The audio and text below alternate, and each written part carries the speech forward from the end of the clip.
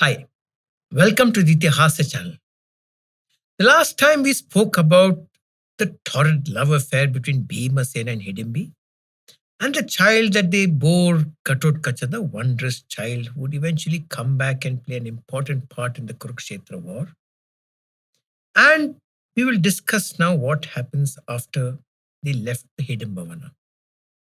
Om Namah Shivaya, Om Nagendraya Namaha, Om Amme Narayana, Om Namo Bhagavate Vasudevaya. Om Ganeshaya Namaha, Om Anjanaya Namaha, Om Kartikaya Namaha, Swami Sharanamayappo, Om Guruve Namaha. So following the birth of Ghatotkacha and the training for 1 year that the five Pandava brothers gave to their loving nephew Ghatotkacha and Bhimasena's son Ghatotkacha, Kunti realized that if Bhimasena stayed on in the forest there with Hidimbi, he would go soft in the head and soft in the body. And Kunti was having none of it. For every one of those brothers had some strengths which were essential, and together they would be unbeatable. She couldn't bear to have one of them go off the family way, for she knew that at the end of the day they had to fight the Kauravas to regain the Hastinapur kingdom. She had no illusions about the fact that it would all end in a war. She had no illusions about the fact that the Kauravas, led by Dhritarashtra and his eldest son Duryodhana, would not give the reins of the Hastinapur kingdom easily. She knew how well and how many times he had made an attempt on their lives, and every time they had escaped by the skin of their teeth. And it would just take one attempt of something, timing not going proper, where one of them would be injured. And hence she knew that she had to have her 5 sons at the peak of their mental abilities, at the peak of their strength, at the peak of their training. And so she realized that if they stayed in the forest, then the Pandava brothers would go soft. Yudhishthira, Arjuna, Nakula and Sahadeva would be used to the life in the forest like how they had a life in Shatashringa, which is difficult but still doesn't have the politics of the castle, of the palace. And Bhimasena, in his love for his wife Hidimbi, would then grow soft. And so, hard as it may have been, Kunti decided that they have to leave, and Hidimbi took Ghatotkacha with her, promising that whenever Bhimasena needed the help of Ghatotkacha, she would ensure that he would come to his father's help. And a loving wife that she was, she bid farewell, a tearful farewell to her husband, his brothers, and then with her child in her arms, she went off into the heart of Hidimbavana, while the Pandavas and their mother Kunti started to go towards a nearby village. As they were walking, they came across the great Sage Vyasa who had come searching for them. Using his divine powers, he had deciphered approximately where they would be. He knew that they would be alive, for Narada had confirmed to him that the Pandavas and their mother had escaped the burning house of Lac. And he also knew from Vidura that Vidura's man had taken, who was part Gandharva because of his glowing skin, had taken the Pandavas in a motorboat across the Ganga upstream to the edge of a forest, and deciphering that they would have had passed through Hidimbavana, and understanding that Bhimasena would have made short work of Hidimba, they would go to the nearest town, that was Ekachakra. And so as they were approaching Ekachakra, Vedavyasa came and met the Pandavas. They immediately prostrated at his feet, and he sat down with them, forming a circle around him, and they started discussions on the path ahead. Vedavyasa told the Pandavas and Kunti exactly the fears, bringing out the fears that Kunti had in her mind. The Kauravas were not in the mood to give the kingdom of Hastinapur to the Pandavas that easily from now on. And it would be a difficult time for them to take back the kingdom, but the time would come. And Vedavyasa had started to tell Kunti that through his Divya Drishti, understanding the stars and understanding astrology and understanding the way things work, and how a future can be read through the position of the stars. He knew that the Pandavas were meant for great things. He knew that Yudhishthira would eventually rule over Hastinapur, aided by his able brothers. But he knew that before that happened, there would be a deadly war. There would be a war of dharma, a war that would end all other wars, a war fought between dharma and adharma, dharma and adharma.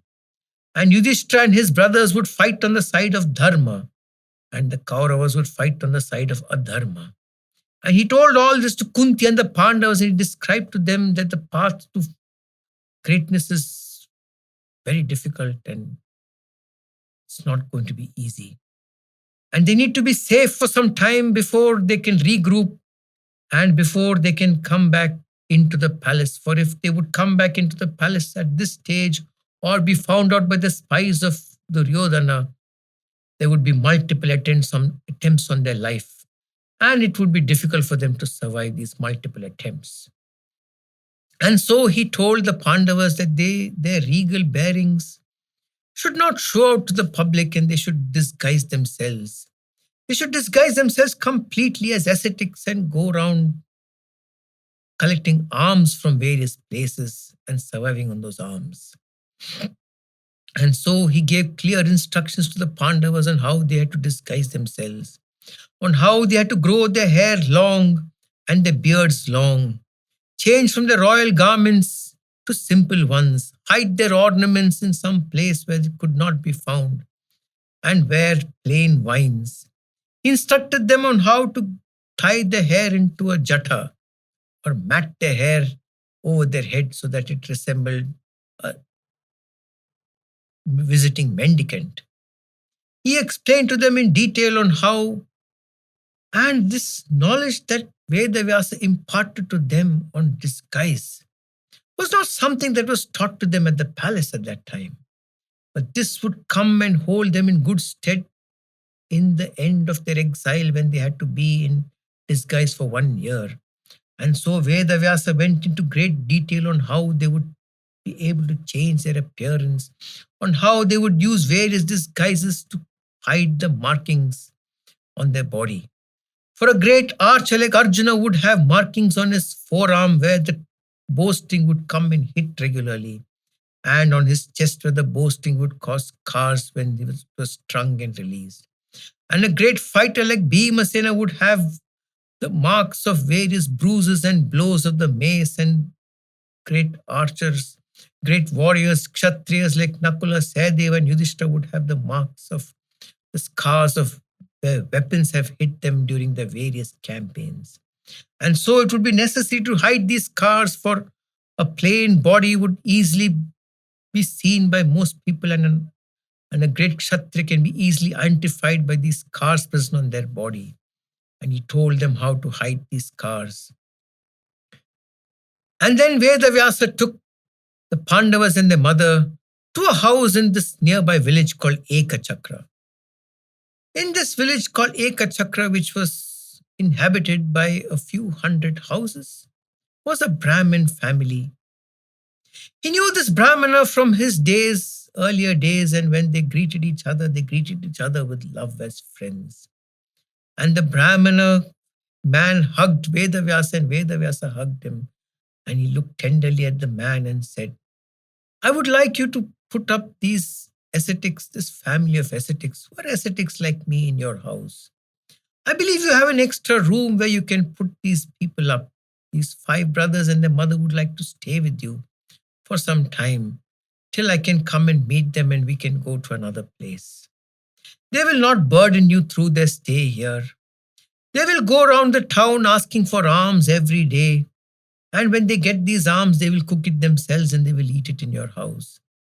Any help that you may need in tilling your land or in any other form, please feel free to ask this family. They are wonderful people and they will help you with whatever they can. And this wonderful Brahmana man smiled back at Veda Vyasa and said, with pleasure, my dear sir, they are free to stay with me like it's their own house. And so it came to be that the Pandavas and Kunti started to stay in the house of this Brahmana in this little town of Ekachakra. And so it became a routine for the Pandavas. Every morning, Yudhishthira, Arjuna, Nakul, and Sahadeva would set out to ask for alms, to request alms. They would go with a bowl, dressed as brahmanas from house to house, and stand in front of the houses. And the moment the people of the house would come to know that a brahmana is standing outside, they would be invited in with a lot of respect. They would be seated with the ultimate of respect. Their hands and feet would be washed by the owners of the house, and they would be given rice, they would be given various lentils and food to take with them.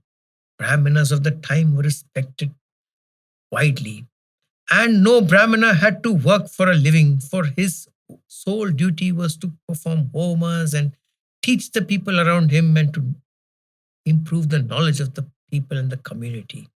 And for this, they were treated with the ultimate respect. They were the teachers of the time, they were the professors of the time. They were the ones who would elevate the entire society with their knowledge of the Vedas and the knowledge of the Homa and the knowledge of the Yajnas. And so every day when these four Pandavas would go house to house, they were treated with respect, invited in with great respect, and given food to take back with them, which Kunti would and Bhima would cook at home for all of them. It was decided by Kunti not to allow Bhima to go hunting for alms. For who would believe that a Brahmana would exist who was as tall as a salad tree and built the way Bhima was built? For no amount of makeup and disguise could hide the bulging muscles and the bulging arms and legs of Bhima. And it was not possible to fool people into thinking Bhima was a Brahmana. Besides, if 5 people would go out, then news would spread that there were 5 people who were probably the Pandavas in disguise who were walking around the streets of Ekachakra. And hence it was decided that only the 4 brothers would go and Bhima would remain in the house. And Bhima would take part in the cooking, for he loved to cook the food. And every day when the food was ready, Kunti would divide the food into 2 parts, equal halves. 1 half all for Bhima and the remaining was divided between the 4 brothers and Kunti. And this was a standard method they would use for the next few years, as long as they were away from the Hastinapur kingdom. Whatever the food was cooked was divided into 2 halves. The bigger half, 1 half would go to Bhima and the others half would be distributed among the others. And so it so happened that the lazy days went on in the town of Ekachakra. The Pandavas would start to practice their art of war, would start to do physical activity at night to keep in shape, to stay in shape, to remain battle ready. And over time, they would start fashioning their own bows, they would start fashioning their own forms of weapons. And subsequently, in time, they started to develop their own weapons, which they would eventually use in the time to come. And so they followed this wonderful routine, this calm routine, where every morning the 4 brothers would leave to request alms from neighboring houses. And Bhima and Kunti were sitting in the house, in the room, thinking of what to cook for that day, when their thoughts and their discussion was interrupted by a loud wail. It was the wife of the Brahmana of this house who started to wail loudly. And Kunti got curious reason for this wild wail. And Kunti told Bhima, let us go quietly and listen in on what is happening with the family. Let us hear what they are talking. For something seems to be wrong.